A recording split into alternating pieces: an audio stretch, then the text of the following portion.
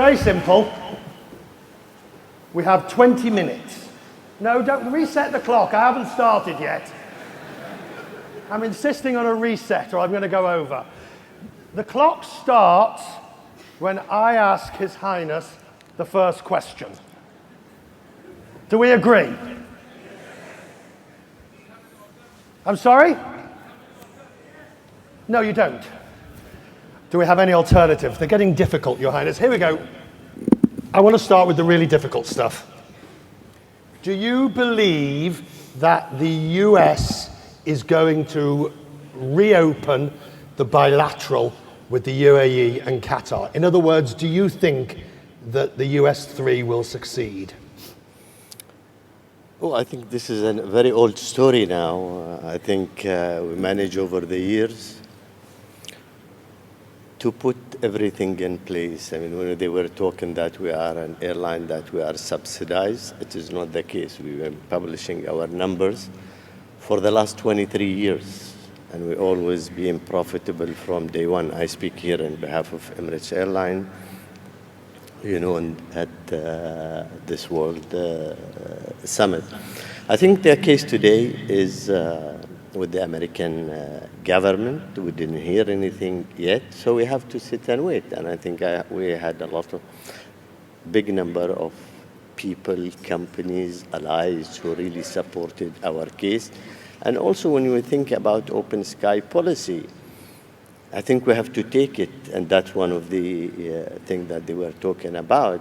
I think the American, as a bilateral side, they insisted on an open sky policy at the time. So maybe at the time they were thinking we are too small, and maybe they will be able to win in this battle. But here, today, we prove to the world that we are an airlines well recognized. Has it been damaging to aviation to have this dispute, do you think? Has it, because it's basically put people into one of two camps. You're either pro Gulf 3 or you're anti-Gulf 3. No, I think if we're talking here, especially at the World Summit, we will always think that government should play that roles. And government around the world, always they wanted to see that the world should be competitive, prices should be at the right place, and that's the only way to do it is by allowing competition. Allowing competition. Let's talk on the innovation aspect. Start on the ground. What do you think has been the biggest innovation that aviation has seen? Oh, I think if you take the cases on the ground, you look at our airports here.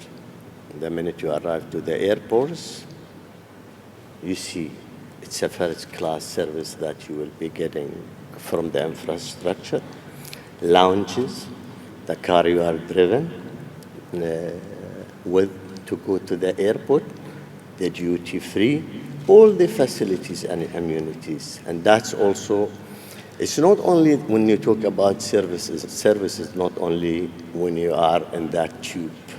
If we call it a tube, I think we all fly the same aircraft. Now, it was Bob Crandall, a former of American Airlines, who said exactly that.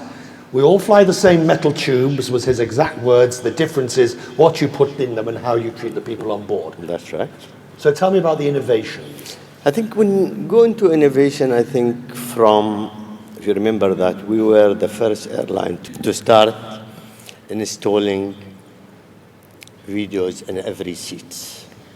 I didn't know that. You might tell me there is other who started. Yes, others started, I think, maybe in 1961 when the first motion movie started. But at the time, you have everybody looking up. You look at that screen and you have a small hose here. Today, some airlines still have that. Yeah, that's up to them. But we have more than 2,200 channels on board. And I think when we introduce the pod or the suites into the airline, and we add up a lot of things, showers on board, And I think also very soon, hopefully within the next end of the year, maybe early next year, you will see something different that we'll be introducing to the market. I don't want to talk about it now. Oh, whoa, whoa, whoa, whoa, whoa. Let's have a vote. Should I let His Highness off with that little tease, or should I push him a bit further? I don't mind. Your Highness, tell me. All right, some years ago you said to me, we were in Paris, you just announced the 380s, and you said there'll be showers on board. And I said, no, there won't. And you said, yes, there will. And of course there were. You were right. So give us a tease. What will you be putting on board? Something that you can just... What innovation are you... I mean, you don't have to give it away. No, I'll put it differently. I think as an airline, we always goes, what is the customer wants? But we have to remember always that you have to pay for it. And I cannot give everything for free. Do you think, on that innovation question, you have to pay for it, do you think that is what distinguishes Emirates from the other Gulf carriers? In that from day one, Morris, the late Sir Maurice Flanagan, may he rest in peace, was told, you got to make money. Yes. Yeah, I mean, I remember His Highness when he started the airline. This is, I always question, when people, they said, like the American, for example, signed the first open sky policy, I think sometime in the late 70s. I said, we in Dubai, I think we started that long time ago. We always been operating with an open sky policy, and so also the UAE as a policy today from the government of the UAE. Starting with making money, I think, yes, it was. And I think His Highness gave us the freedom. He said, as long as you make money, you don't come for any financial support, you can do whatever you want with the airline. And I wanted to be number one at that time. And I think this is what we are working on all the time. Are you worried that there is now too much capacity in aviation? Airlines are pouring into new aircraft. You, of course, have a large fleet of 380s and 777s, the largest in the world. But there's too much capacity, and the downturn could see you all in deep trouble. No, I think a lot of people talking about 2016 will be a bad year. I think should be a good year. We have to remain positive. I think talking about capacity in the market, we lived this all the year. I remember for the last 30 years, a lot of people, I remember when maybe Qatar Airways started as a new airline, or Etihad, a low-cost carrier, and so on. A lot of people, they said, it's always this piece of cake that everybody will share. I think we went beyond that. We expanded this market, and this is why we see the UAE is not like 30 years ago. We have managed really to attract a lot of people. And I think I told you the story when His Highness told me one day that I want to see a lot of people really crossing Dubai and flying over Dubai, and I want to see most of them to be here in Dubai. And I think this is something that we have achieved it today. We have, like if we're talking about Dubai today with the 80 million passengers, talking about the whole UAE, maybe we are very close to 120 million. So on our own right, we have really developed this market to see it is the hub of the world. So with you as head of the airport, do you welcome, if suddenly an Air France and a British Airways and even Alitalia, owned by your competitor up the road, if they suddenly say, we want more slots, we want more access, it's going to have to come at Emirates' cost. What do you do?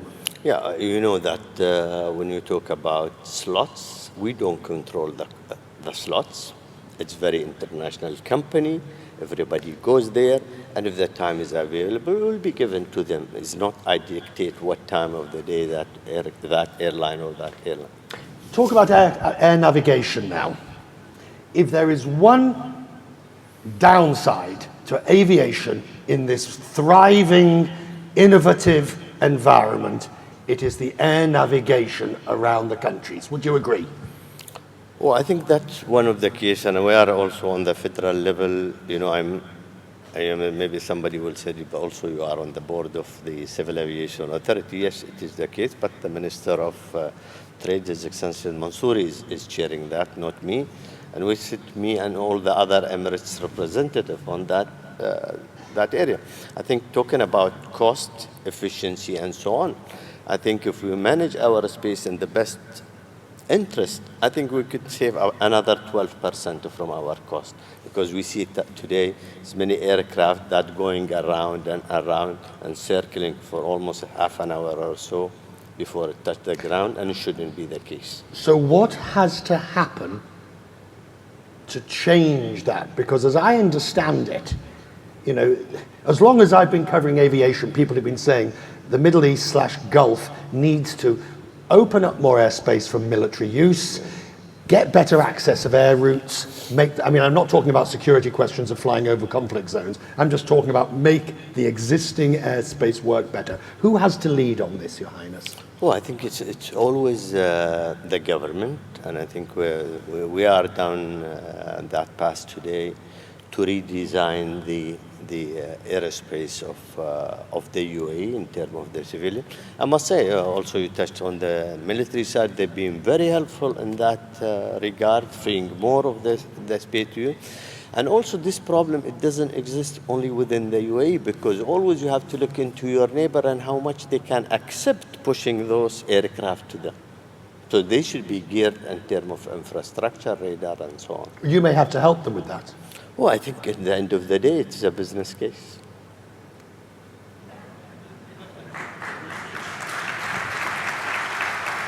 Have you just announced a policy that you're prepared to help other countries with in the region with their air traffic navigation if necessary? I think we did. Your Highness, the cost of fuel has reduced dramatically. I would imagine that you're seeing, let's not deal with any nonsense of subsidized fuel, but I would imagine you're seeing a 30 to 40% reduction in your cost of fuel. Oh yeah, I think we don't hide. I mean, we reached at some time when it was a very high prices, it was about 48% of 46% of our total cost.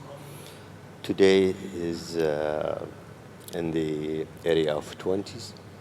So that's a big cost, but also we shouldn't forget, it's not only the cost of fuel has been, and it's not only to us, everybody else who didn't hedge at a higher price, the case. But also we shouldn't really forget that we've seen a strong dollar, and we are a dollar base in the end of the day, and we see many currency really has been pushed to be not doing so well against. And if you take Europe, an African country, Australia, and many countries, so always we have to see that balance between fuel and currencies. I'm glad you mentioned that, because you're buying your aircraft in dollars on a currency that's pegged and linked to the dollar, so that's a safe one for you. But as you expand elsewhere in the world, you're selling in local currency, which makes it more difficult. Yeah. Net, are you winning?